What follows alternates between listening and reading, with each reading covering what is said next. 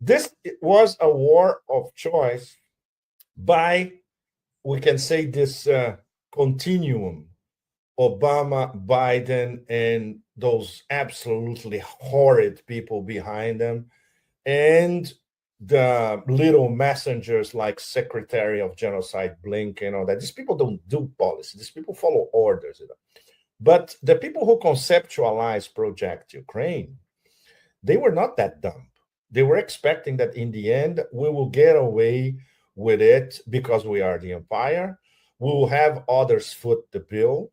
We will continue to feed our industrial military complex with enormous weapons contracts, and the vassals, and considering a possible end of the war, we don't care. This can go on forever, which was until a few weeks ago the thinking in the White House, in the U.S. State Department, etc. So, if this was a voluntary plan, it was brilliant, absolutely brilliant, worked to perfection. Obviously, not even the Americans during the Democrats thought that it would be so brilliant. In fact, the twist was that Trump 2.0 made it work in the end for the US and is making it work in the end for the US. They fooled the Europeans thinking that they were agents in Project Ukraine, when in fact they were instrumentalized all the way in every possible aspect. The only winner of a Project Ukraine, and this will be confirmed by uh, Trump 2.0 laying their hands on the rare earth minerals and metals that Ukraine mostly does not have, by the way, because 70% are in the east. They are in Novorossiya and they are under possession of Russia. So what will be left, whatever that is, maybe it will pay the American bill. But the ones who really pay the bill, foot the bill to the limit, will be the Europeans. And they will have nothing in return apart from the destruction of their own economies. Now, Trump 2.0, the preoccupations and the priorities are different. It's the tech war with China, is creating a resource base, augmenting a resource base for the empire. That's where Canada, Greenland, the Panama Canal enter. Uh, and of course, considering that across Eurasia, their margin of maneuver against the big powers, Russia and China, is very limited, they'll need some composition. So, what starts in Saudi Arabia tomorrow is the Trump 2.0 approach to let's recompose relations with Russia. We don't know where this is going. We have a pretty good inkling of what do these people might want, and obviously we don't know if the Russians will be certainly sufficiently firm to say none of that interests us. Offer us something tangible according to our specifications laid out since June last year. If you don't, it's very simple. This war will continue and we will stop the war when we want it and where we want it. We know where the Europeans are going. They want the war to continue. The problem is they cannot have, and they don't have the funds, the weapons to continue to finance this war without direct American involvement. Second, if they continue like this, they will crumble as a whole, not as individual nations, but the EU and NATO as a whole will totally crumble. And obviously, they still won't inflict this strategic defeat against Russia. So this is where we are at the moment. So after a few talks between the American delegation and the Russian delegation, I think the American delegation will start to see the picture more clearly. And then things start to be really complicated because there's no way there can be an agreement on the big issues: nuclear disarmament, INF treaty, spheres of influence, areas that the US can maneuver more or less without clashing frontally with Russia and China. None of that can be discussed if they don't get down to the nitty-gritty on the basic points. And that's what makes this moment so challenging and so fascinating. It can go any way. From an European point of view, is total absolute disaster. And once again, very important, these people do not represent the average European citizen in Italy, in France, in Germany, uh, Poland and the Baltics. Who gives a about Poland and the Baltics? They are beyond irrelevance. They are irrelevance on a cosmic level. But the countries that really matter, the three top economies, Germany, France, and Italy. The average German, French, and Italian, he doesn't think like these people in Brussels and these people who were at the Munich Security Conference. And it's fascinating to hear this from an American vice president. It was we cannot even start to quantify the mix of puzzlement and realization of how insignificant you are when they start saying these words live in front of all them. It had to be something like this populist, this strange hybrid, which is Trumpism. Yeah? It's a mix of populism with a little bit of common sense, with circus, very important circus element. This reality show that has a few points of contact with reality, which was the case of the speech by Vance. And sometimes it can be completely out of reality. And that, for instance, the Gaza Riviera Resort and Casino plan. But when they touch reality, which was what some of them were saying in Munich, it's no wonder that so-called collective West, they start behaving like rats, the rats that they are. No? Where's the exit? There's no exit. You are prisoners of your own device, to quote the Eagles. I've been writing and talking about this for 3 years at least, since the start of the SMO. They had only plan A, strategic defeat of Russia. They never had a plan B. They thought they would accomplish this in 2022. Didn't work. They thought they would accomplish this with the famous counter-offensive. It didn't work. They thought that they would accomplish this with a feeble Russian economy, cutting them out of SWIFT, attacking their supply lines. It didn't work. And they thought that they would isolate Russia from the global stage. On the contrary, not only didn't work, but Russia now is one of the main protagonists of the global majority, the global South, and the drive towards a multinodal, multipolar world. So they achieved less than zero with their strategic defeat of Russia plan. Another thing, we could never imagine that as late as 2 or 3 months ago, we could never imagine that this would happen. And it's now happening in front of us. So obviously they never imagined it could happen. So the shock for them is even greater. So it was a very instructive. What happened before Munich, during Munich, immediately after Munich was as shocking and as groundbreaking as Putin in Munich in 2007, where he's announcing that no, there's got to be a new system because this one over here, we don't support it anymore. Now it's the Americans say, we are thinking that there should be a new system. This one doesn't suit us anymore because they are an empire. They can say that openly, It doesn't suit us. And we are going to reformat it our way. So it's impossible to have dialogue on equal terms, like the foreign ministry here, via Lavrov, via Ryabkov a few days ago, were saying, look, we want dialogue on mutual respect and considering history, geography, culture, etc. They don't. They consider themselves inherently superior. So it's more than predictable, the shock of having, the new heavyweights of the empire disembarking in Munich and say, you're a bunch of idiots. We don't need you. And you're not relevant. And you're not even sitting on the table. We'll throw you a few scraps later. So it's a relation between an object and a subject, a bunch of lowly subjects, with no will and no power to interfere against his master's voice. So this was the big lesson of Munich, in fact.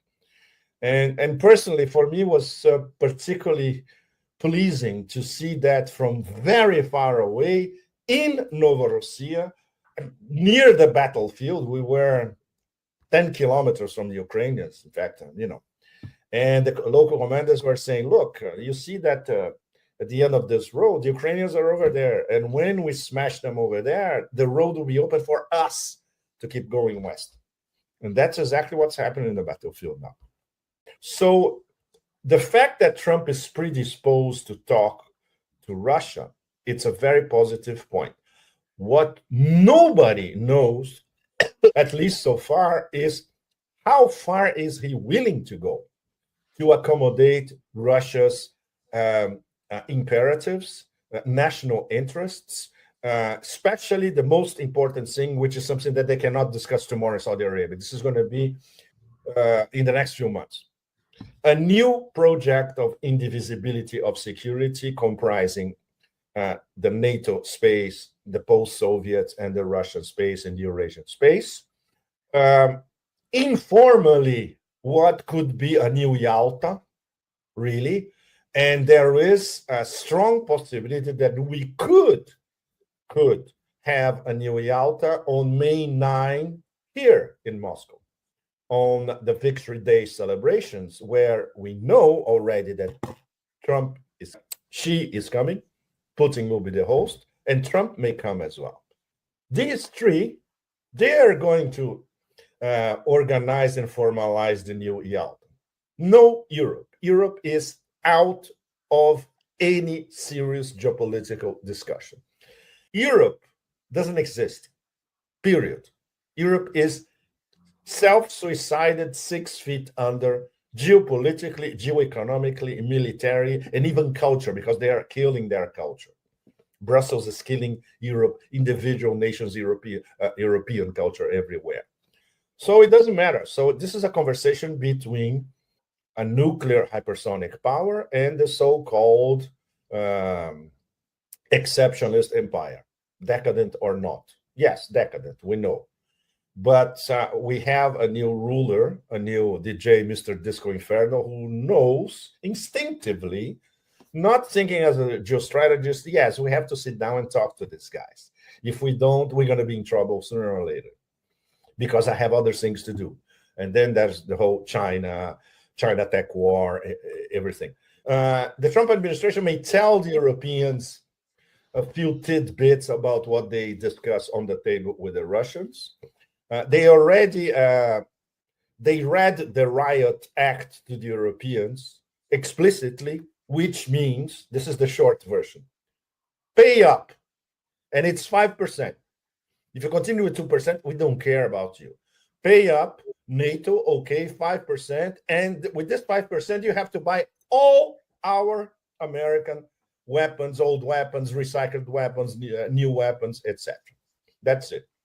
And of course, there's all this blah, blah, blah about an European peacekeeping force in Ukraine, which is a no from Russia from the start.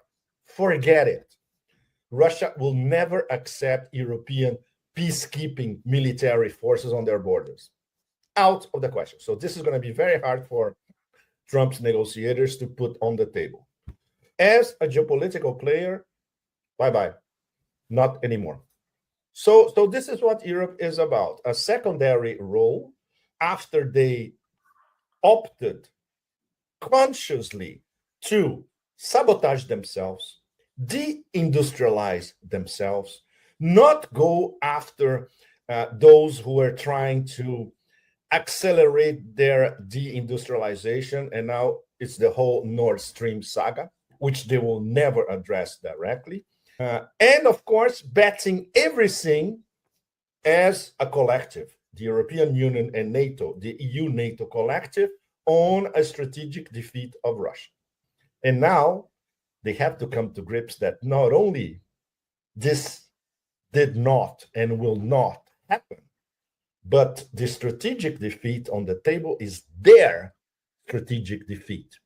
And that is the meaning not so hidden, of the meeting they're going to have tomorrow in Europe with all the usual imbeciles. Everybody, Scholz, Macron, von der Leyen, they'll all be on the table discussing Europe's next moves. Your next move is pay up, buy American stuff, and shut up. This is your next move.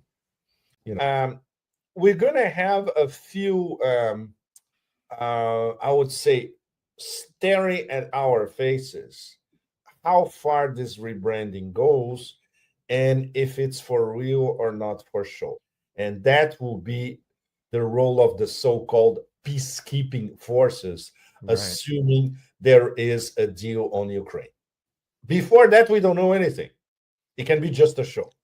Yeah. So Trump may propose something different, Yeah. like a demilitarized zone or whatever. Right. And of course, the possibility that Western Ukraine could also be dismembered, and the Americans won't say anything about that. And then we're going to have the European vassals fighting each other.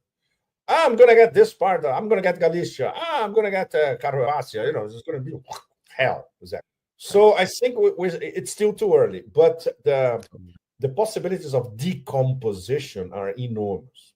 And of course, what the Americans will offer the Russians to, assuming, which you still don't know, they really want to end the war with a broader framework, or this is going to be a Minsk 3 with a ceasefire, and the whole thing will be back again in a few years.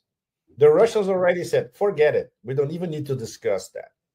Well, the Americans should know that forget any variations of Minsk 3 that you're going to try to impose on Moscow. Right. And then, of course, is there going to be a role for NATO in what's left of Ukraine and, of course, in parts of Eastern Europe?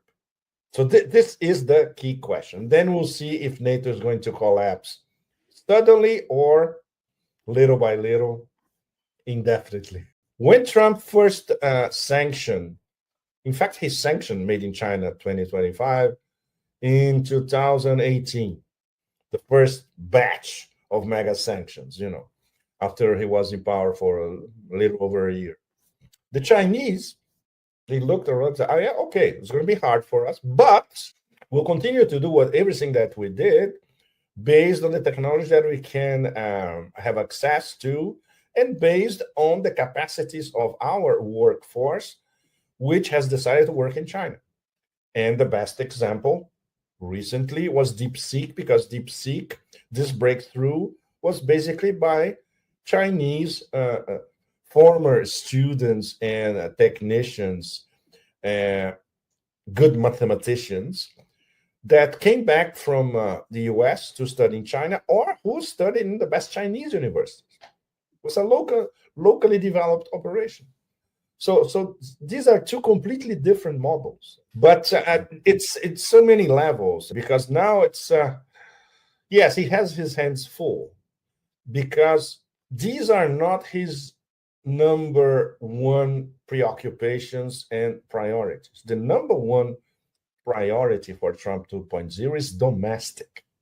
It's not foreign policy. If there is an extra foreign policy victory, more than welcome. But what he's trying to do now, with a certain degree of success already, is to get rid of his domestic enemies. And they are legion all over, So this is fascinating to watch, because his attention has to be concentrated internally, because anything could happen, including against him personally or physically inside the US, because the enemies are very powerful. And they saw that they were in full control until a little over a month ago. And the fact that DeepSeek created such a panic in this Silicon Valley, Wall Street axis, the mix of a California ideology, as it was described a few decades ago, and casino capitalism, greed is good, according to Wall Street, the movie by Oliver Stone, also in the 80s. proves that this model is not as they thought it was predominant, or would have would be exactly reducing all other models to no competition. On the contrary, the Chinese now are putting up a competition. So that changes the game completely. So how Trump 2.0 is going to react to the tech war, that's something to see. So for Trump to say that BRICS is weak, obviously he is surrounded by imbeciles. Otherwise, he would never say something like this. Never. Well, at least he says it openly. Other members of Trump 2.0, perhaps they're slightly better informed than Kellogg. Kellogg, after all, he's living in the Cold War. The guy's 80. The only thing that he knew in his life was the Cold War, so he's not going to change. But younger members, maybe even Rubio, know this is absurd. But Rubio, there's this immense problem. He's a Zionist. So Rubio doesn't understand Iran, as you saw for yourself, Nima. Nothing. Absolutely nothing. He does not understand anything about Eurasia. And what he's saying about Iran is very dangerous because it's the Israeli playbook, top to bottom. Even to say something proves that you have no bloody clue about Russia's strategic partnerships with these three, starting with these three and others as well, especially with Iran and the very close Russia-North Korea partnership as well. So we have a problem. We have a problem of misinformation, ignorance, bursts of excessism and all that. And this can compromise, I would not say Trump's vision, because he doesn't have a vision. He has a series of possible deals in his mind. It's a completely different story. But these outbursts and this attitude can undermine many of these possible deals, especially if Trump decides to sit on the same table with Iran. It's not the JCPOA. Let's start to establish a modus vivendi between us and you, a big Eurasian power. And Iran, they have the diplomatic, geopolitical backing of their BRICS partners. And of course, in all the areas that they tell themselves they control, which is the Western Hemisphere, for instance, the Americas, total control by the US. So this is the new system envisioned by Trump, essentially. And of course, expanding the resource base of the empire, fundamental. So what we can assume, I would say with 100% certainty, is that he has not followed what BRICS have been doing, especially for the last year, for the past, let's say, a year and a half, 2 years, where BRICS now is consolidated as arguably the prime multilateral organization involved in establishing a different system of international relations. Trump doesn't want a different system of international relations. Trump wants a system that the US will control in a different way. It's still top to bottom, still exceptionalist. It's MAGA, but MAGA with, maybe a little leeway for if you're too powerful like China and Russia, and no leeway for anybody else. Pay attention. He never even mentions Africa, because he knows instinctively that Africa for the US is over. Forget it. There's nothing. And Eurasia, of course, he's not. There's always the odd observation on Russia, obviously, China, Iran, and all that, but he knows he cannot stare down the three of them at the same time. Why? Because they are members of BRICS, and BRICS is too powerful. So it's in direct contradiction to what he just said, in fact. So obviously, he releases these bombs, these stink bombs, let's put it this way, to keep everybody guessing. And that's his tactic, that Trump, he will be very much at home in the World Wrestling Federation shows or MMA, that kind of stuff, which is bombast, essentially, with no substance.